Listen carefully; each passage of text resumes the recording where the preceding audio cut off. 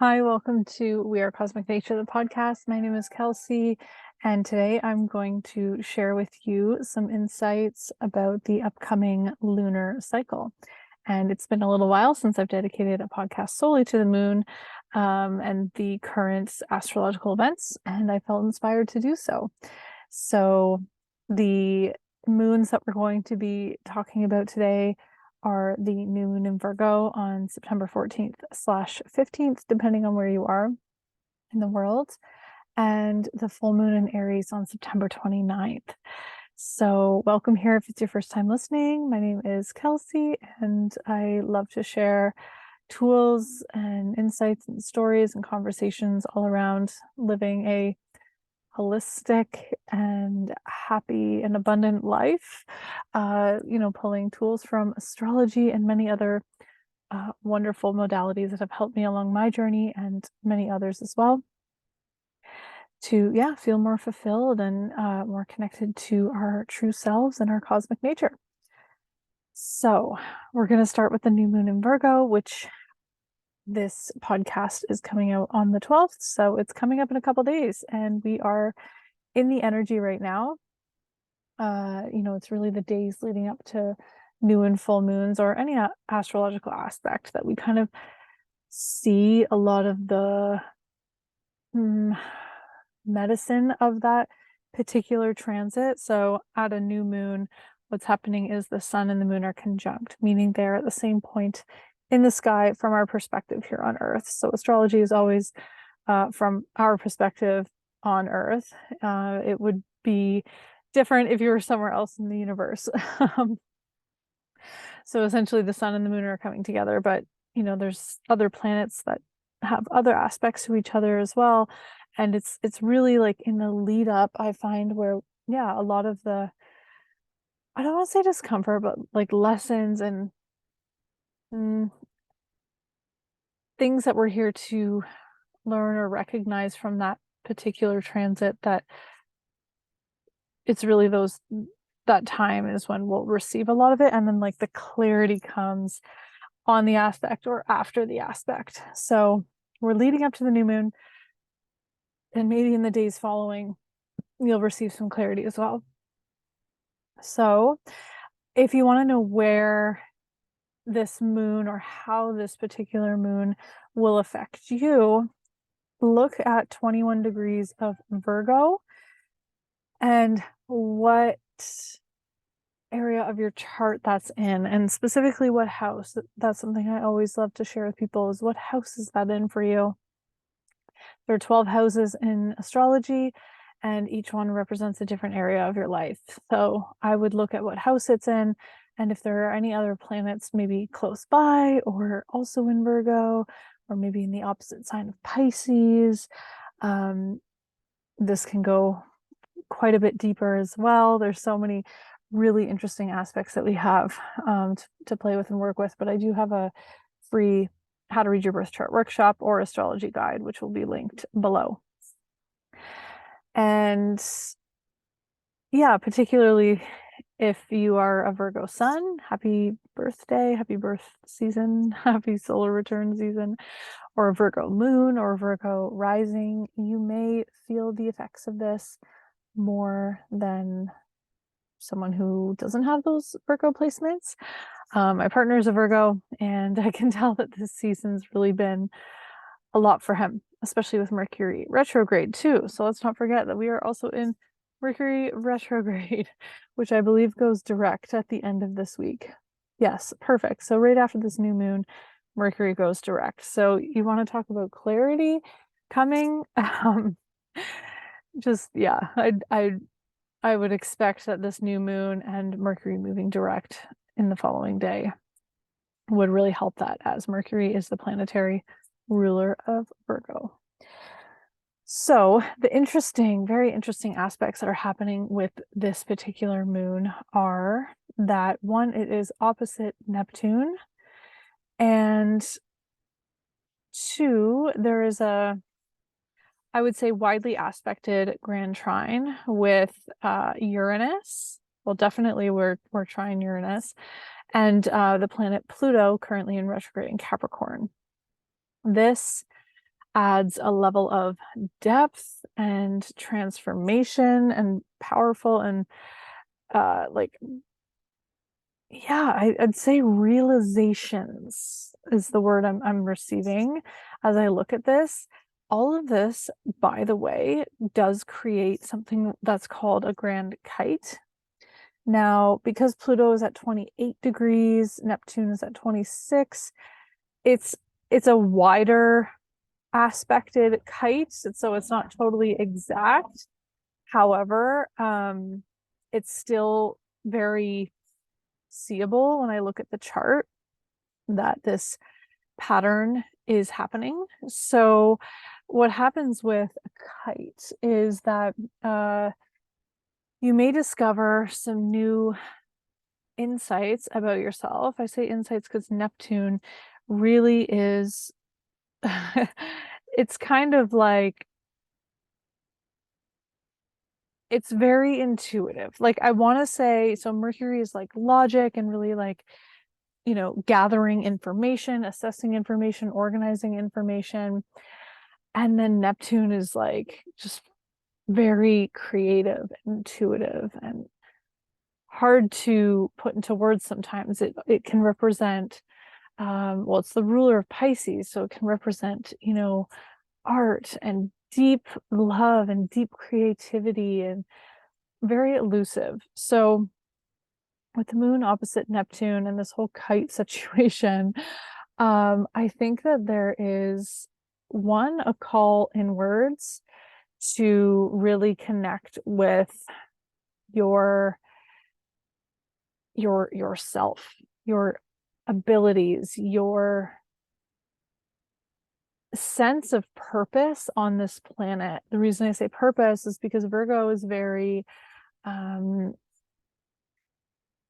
service based and really loves to provide solutions, really loves to help.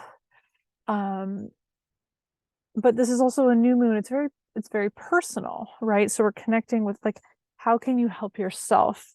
What, and like the whole Neptune thing, I think is asking us to, yes, turn inward, meditate, like connect to your spiritual self, connect to your purpose. And maybe there's some undiscovered or forgotten properties or aspects or pieces of yourself that, yeah, maybe you left behind a long time ago.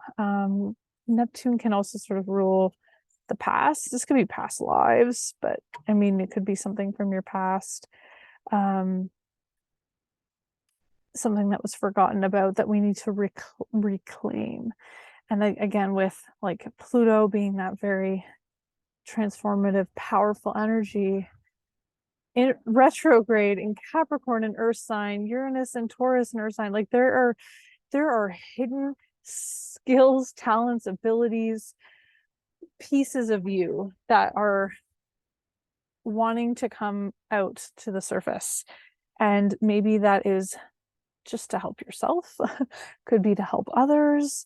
There is medicine within you, and it's asking to be connected with, discovered, revealed. So that's kind of the aspect in the very much in a nutshell. I mean, it's so much more than that. But I also pulled a tarot card, which helped me to interpret this even deeper. And that was the Judgment card reversed. So this, of course. So what's happening here is there is also this energy of Virgo that needs to be looked at and sort of alchemized. And I'm using these words specifically because of the other placements of the planets on the chart. Virgo can be very critical, very analytical. And I think that at a new moon, again, this is very personal. It's very inward, very connected to the self. I think that some of us are being very critical on ourselves. We have self-doubt, we have fear of the unknown. And we're not sure if we have the abilities or resources to deliver or to fulfill or acquire. And there are fears there. And I think if there are fears coming up within you right now about who you are and how you're able to show up in the world or achieve said thing, acknowledge that fear, name it, and recognize that it is something outside of you. It might be residing within your energy field or your experience, but it doesn't define who you are, right? You are so much more than just your fears. So it's about seeing the fear, maybe having a conversation with the fear, however you process fears that are coming up, and overriding or placing on top of, or I almost see like moving through the fear with it's like your bag. Like I almost see a like you have a luggage or a suitcase, and it's full of self-compassion and self-love and forgiveness. And you're just moving through this energy, sort of sprinkling this compassion and self-love all over it. And allowing the fear to dissipate, or at least move to the side. Because I think when it comes to like these sort of healing conversations, it's not like the fear is gone, like it's going to come up again. Like that happens so much, right? Like these fears, we really do live with them for life a lot of the time. But we learn how to move through them with more ease and more grace. And that is a lot of what these planets are talking about and saying in this chart. And if you're feeling, overwhelmment or anxiety, and you've been playing it safe, that's normal. Of course, that's normal. Like, no problem. It's just maybe pinpointing and recognizing it and moving through with this energy of infinite. That's also this Neptune Pisces energy, which is on the opposite side of this new moon, really making a statement in this chart. There are infinite possibilities and infinite ways of living life. Like there are no limits. And I think just sort of letting yourself kind of break apart, break through, shake up some of the tendencies of self-doubt and criticism and feeling like things need to be perfect first. Moving through that is the name of the game here. So yeah, that feels complete. There's so much energy here. It's a very interesting new moon. I'm eager to see how this feels, and definitely send me a message on Instagram or comment on the post that I'll put up for this podcast, or send me an email of how this new moon is feeling for you, because it is very interesting. And I will move into the following lunation, which is the full moon in Aries.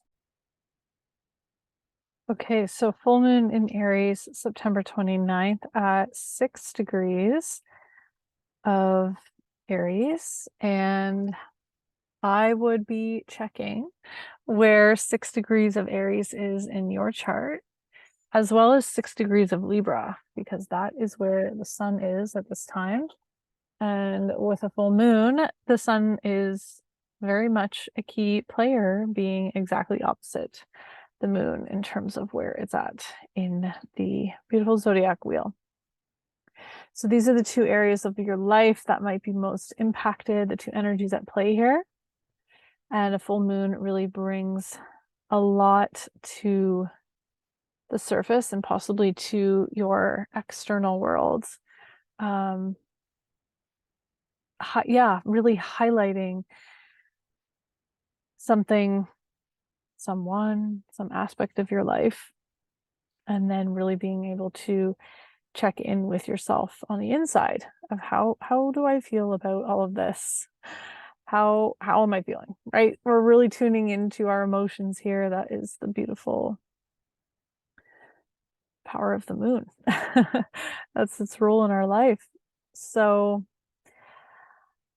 mainly when we're dealing with Aries and Libra, this is a lot to do with self and other, self and our relationship to X. So it could be a person, but it could be a place or a thing.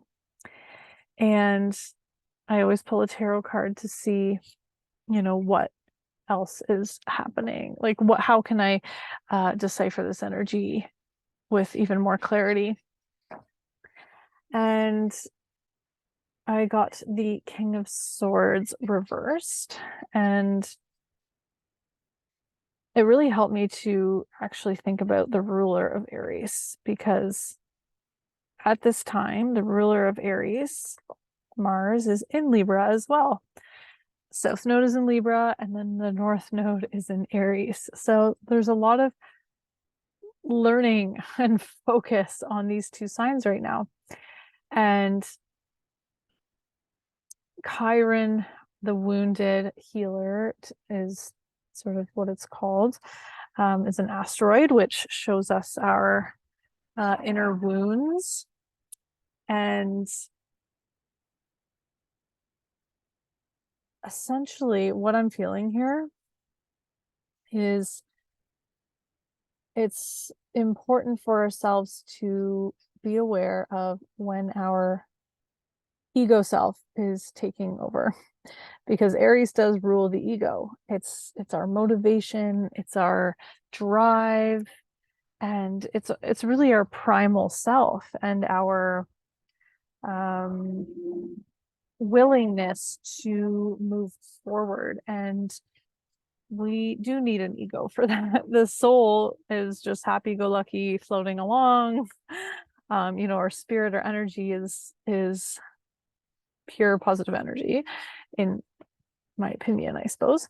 But the ego is what makes us human. And that's how we are focused and exploring and deciding and deciphering our physical world. So Aries is the first sign of the zodiac, and we emerge into this physical world with focus and intent, right? And over time, we develop an ego. And then a lot of us have a spiritual awakening at some point, and then check ourselves and say, hey, wait a minute, is this the person I want to be, am destined to be, feel good about being?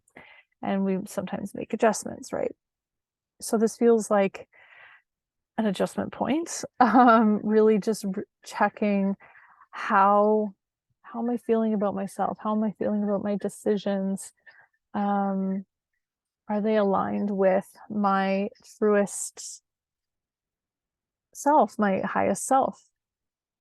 And sometimes that means making changes, and maybe it's letting something go, or maybe it's adding something to your life.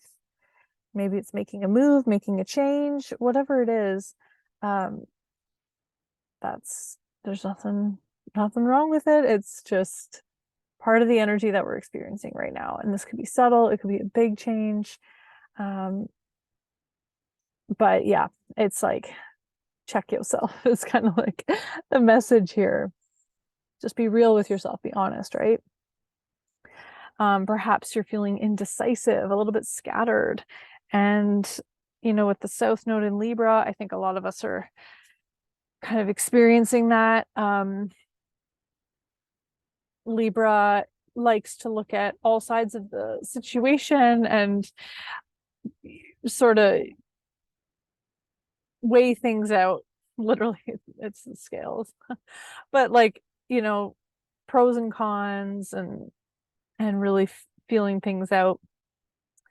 But that can lead to indecisiveness. So for those of you slash us who have a lot of Libra in their chart, I am a Libra rising with Jupiter in Libra.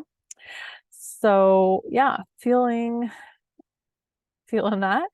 We're working with Libra energy, and we're actually being asked to move towards Aries energy, to really focus and own our shit, and like just decide and just go for it and just be about it, and stop, procrastinating and waiting and making excuses, and just, it's time to move forward and towards whatever feels like the highest destined path for you right now.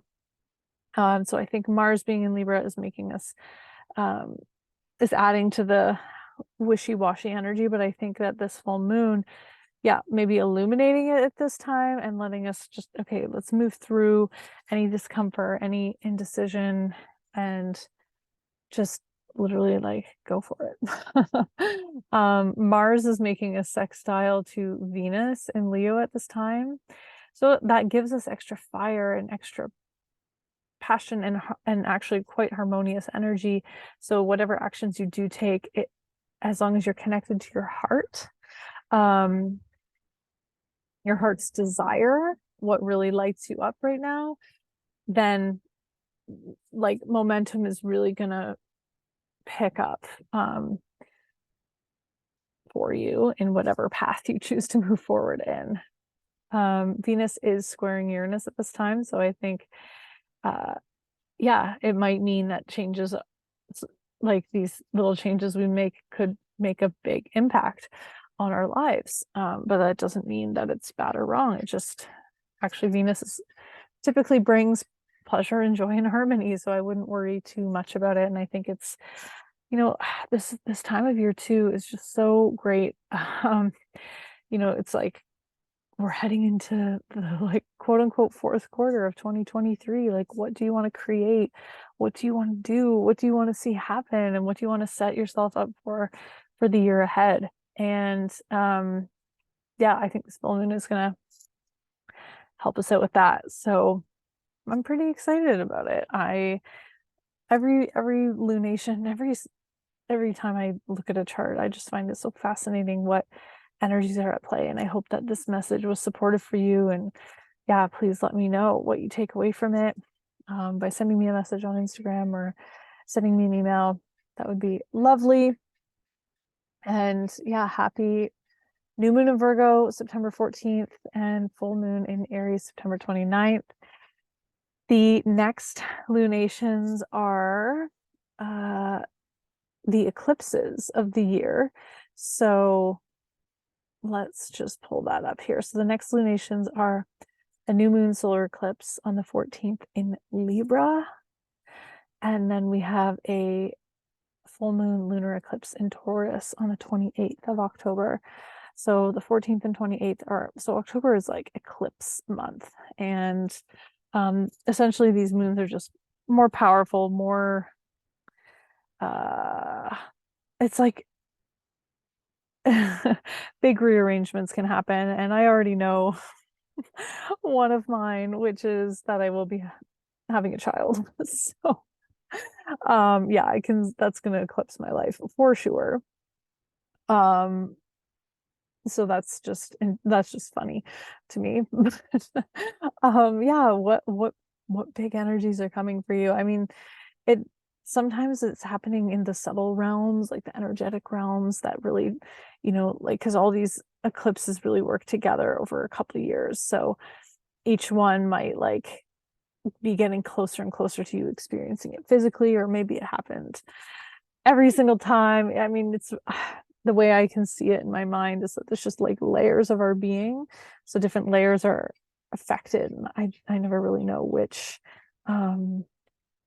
layer it is. Sometimes there's an eclipse and I'm like, yeah, I feel fine. And then other times, yeah, my life totally changes. So it's very interesting to witness. So I cannot guarantee that I will have a podcast coming out on those ones. We will see, as I'm preparing to birth a child. So we'll see if I get a podcast episode around then or before. But nonetheless, happy new and full moon, and sending you love and positive energy your way. Thanks so much for being here.